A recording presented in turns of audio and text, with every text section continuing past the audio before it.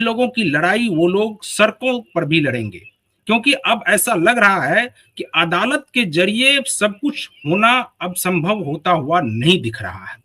और इसीलिए आखिर ये लोग क्यों ऐसा कर रहे हैं, इस सब पर आज बातचीत करने के लिए इस वक्त हमारे साथ वकीलों का एक बड़ा पैनल मौजूद है।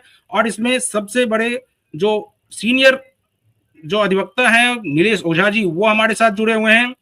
और जेएनजी लॉयर्स एसोसिएशन के आयुष तिवारी और देवकृष्ण भांबड़ी जुड़े हुए हैं। आप सभी का बहुत बहुत स्वागत है क्यूवाइब पर।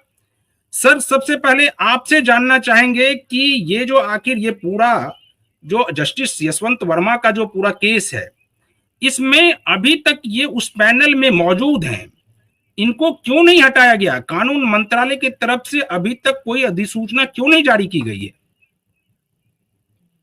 देखिए क्या है, एक एक कानून, मैं आपको ये पूरे केस की स्टोरी जो है ना, एक हमारे चीफ जस्टिस ऑफ इंडिया ने उनके एक स्पीच में एक जोक बताया था। मैं उससे क्लियर करता हूं आपको जी। क्या हुआ कि एक बार एक आदमी मतलब वकील गया एक मल्टी स्पेशलिटी हॉस्पिटल में। उसने कहा कि भाई मुझे आंख और कान का एक जॉइंट स्पेशलिस्ट डॉक्टर बताओ। तो बोले ऐसा कोई डॉक्टर नहीं होता है, या तो ईएनटी होता है और आंख का स्पेशल अलग से होता है। बोले नहीं, मुझे ऐसा ही चाहिए। तो बोले क्यों चाहिए आपको? बोले क्या है, मैं एक वकील हूं, मैं एक लॉ अभी जस्ट डिग्री करके आया हूं, मतलब जेएनजी लॉयर हूं मैं। अब मैंने जो किताबों में पढ़ा है, जो संविधान में पढ़ा है, जो ईमानदारी, ये बाइंडिंग प्रेसिडेंट, कानून सबके लिए समान, ये मुझे पढ़ने में दिख तो रहा है, लेकिन ये मुझे कोर्ट में ना दिखाई दे रहा है ना सुनाई दे रहा है। यहां तो पूरा अलग ही होता है। तो इसीलिए मुझे ऐसा स्पेशलिस्ट चाहिए कि भाई मेरे में तो कोई प्रॉब्लम नहीं है। तो ये जोक के जरिए माननीय चीफ जस्टिस जो थे, उन्होंने ये न्यायपालिका की पूरी एक्चुअल में हंसी उड़ा दी। उन्होंने बता दिया कि क्या चल रहा है। और अभी आपने जो कहा, ये बात 1978 में ही 1988 में जो हमारे मतलब पूरे दुनिया के माने हुए जस्टिस, अपने इंडिया के जस्टिस कृष्ण अय्यर, उन्होंने अपने स्पीच में कहा था, मैं इनसाइडर हूं, सुप्रीम कोर्ट में मैं इतने साल जज रहा, मैं आपको बताता हूं कि ये जुडिशियल सिस्टम बहुत बहुत ज्यादा हद तक फेल हो चुका है और कॉमन मैन का विश्वास खो चुका है। उन्होंने कहा सुधर जाइए, नहीं तो एक दिन ऐसा आएगा ये लोग बोलेंगे हमको तुम्हारे कोर्ट नहीं चाहिए। तो और ये बात उन्होंने अपने जजमेंट जो था री मुलगांवकर का इंडियन एक्सप्रेस वाला, उस जजमेंट में भी लिखा कि सुप्रीम कोर्ट ने विश्वास खोया है कॉमन मैन का। इतनी कॉम्प्लिकेटेड, मुझे इतना बताइए। और सेम वर्ड इसमें भी लिखा है अनिता कुशवाहा के संविधान पीठ में। उन्होंने कहा कि अगर तुम इनको एक्सेस टू जस्टिस अगर इजी नहीं दोगे, आप कॉम्प्लिकेटेड सिस्टम बना के रखोगे, तो फिर क्या होगा, लोग क्या करेंगे? एक कॉमन मैन की लैंग्वेज में आदमी क्या करेगा, वो शॉर्टकट ढूंढेगा, शॉर्टकट। और वो उस समय वो सबसे बड़ा जुडिशरी का नुकसान होगा, वो डेथ नेल होगा। कैसा शॉर्टकट में क्या ढूंढेगा आदमी? या तो बोलेगा कि मैं बाहर किसी डॉन के पास जाता हूं या राजनेता के पास जाता हूं और मैं मेरा मैटर सॉल्व करके लेता हूं, फिर वो उसका अलग से अपना कट लेगा, हफ्ता लेगा, जो भी लेगा, और ये मैटर मतलब कोर्ट में न्याय का विषय नहीं रहेगा। फिर जिसकी लाठी उसकी बहस हो गया। और दूसरा, आपको यादव का केस याद होगा कि वहां नागपुर में क्या हुआ था कि महिलाओं पर अत्याचार हो रहे थे और पुलिस मिले हुए थे, जज भी उस अत्याचारी को, डॉन को रेगुलर बेल दे रही थी। उसको मतलब कुछ होता नहीं था, उसका कितना भी कुछ कर ले, उसके ऊपर कुछ कार्रवाई नहीं होती थी, अरेस्ट हो गया तब भी बेल हो जाती थी। जैसे कि आप दिशा के केस में देख रहे, एफआईआर ही नहीं हो रहा है 5 साल से 6 साल से। तो ऐसे में क्या हुआ, एक बार 200-300 लेडीज ने उसको कोर्ट में मर्डर कर दिया उसका। लॉ हाथ में ले लिया आपने। तो ऐसी घटना, हाँ, तो ये किसी के लिए फायदे का नहीं, मैं बता रहा हूं, ये अराजकता किसी के लिए फायदे की नहीं है। देश हमारा आगे बढ़ेगा, तरक्की करेगा, हर एक का फायदा तभी है जब न्याय व्यवस्था सुदृढ़ होगी, जब लॉ एंड ऑर्डर होगी और इक्वलिटी बिफोर लॉ होगा। तो अगर ऐसा कुछ भी अराजकता का स्थिति बढ़ रहा है तो इसको मतलब जस्टिस कृष्णा ने री मुलगांवकर में कहा, सारे वकीलों का और जज को आत्ममंथन करने की जरूरत है, ये दूसरों को दोष देने की जरूरत नहीं।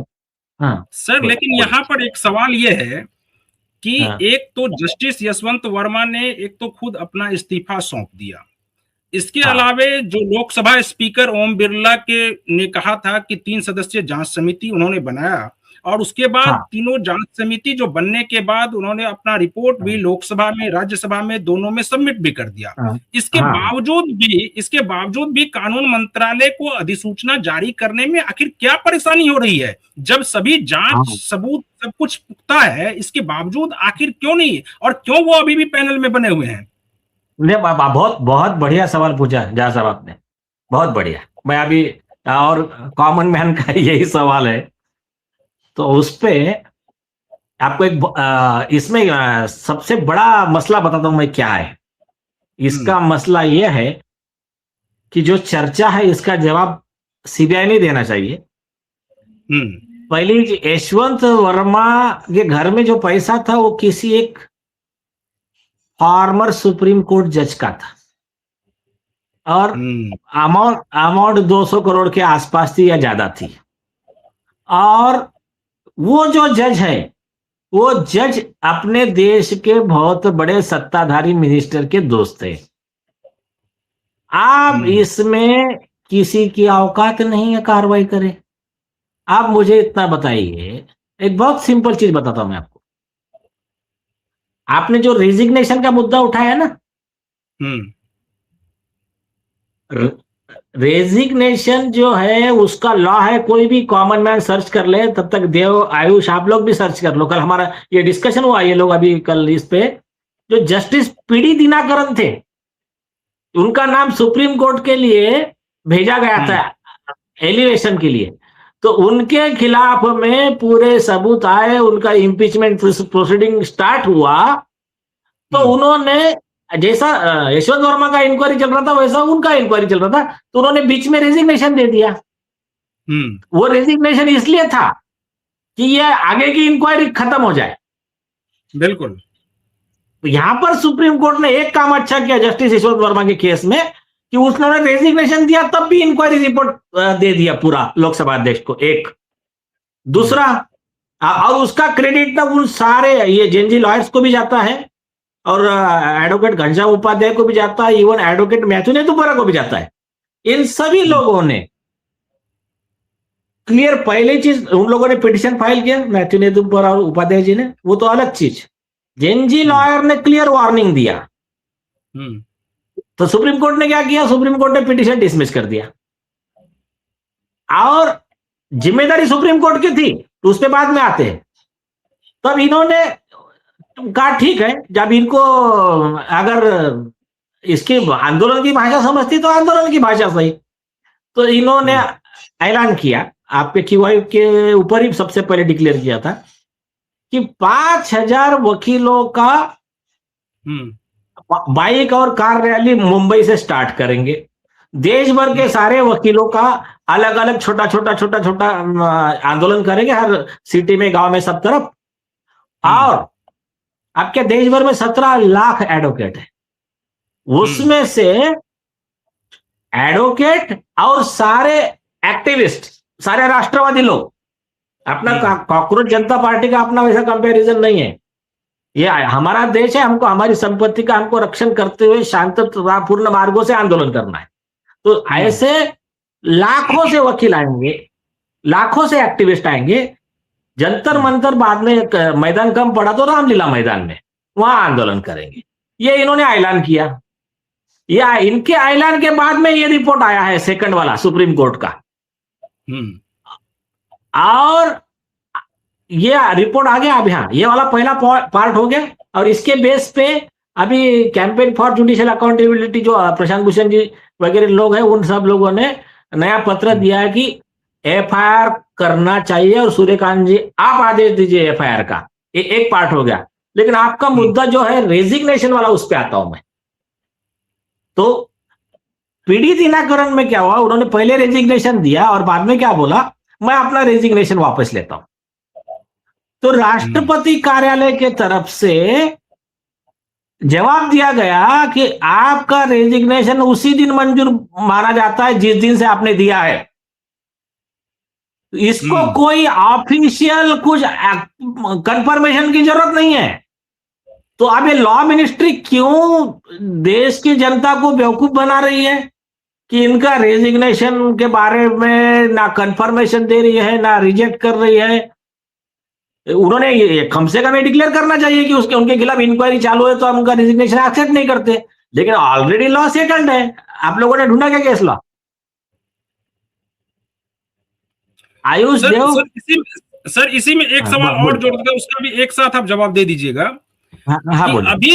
अभी जो ये इलाहाबाद के जजेज पैनल में अभी भी इनका नाम है और तीसरे नंबर पर नाम है, तो क्या ये उस में शामिल भी होते हैं कि जहां पर इनको फैसला देना होगा, क्या ये उस बेंच में भी शामिल होते हैं क्या? क्योंकि अभी मेरे पास इस बारे में कोई जानकारी नहीं है, लेकिन जब ये अपना इस्तीफा सौंप चुके हैं और पैनल में हैं, तो क्या ये उस बेंच में शामिल होते हैं किसी बेंच में?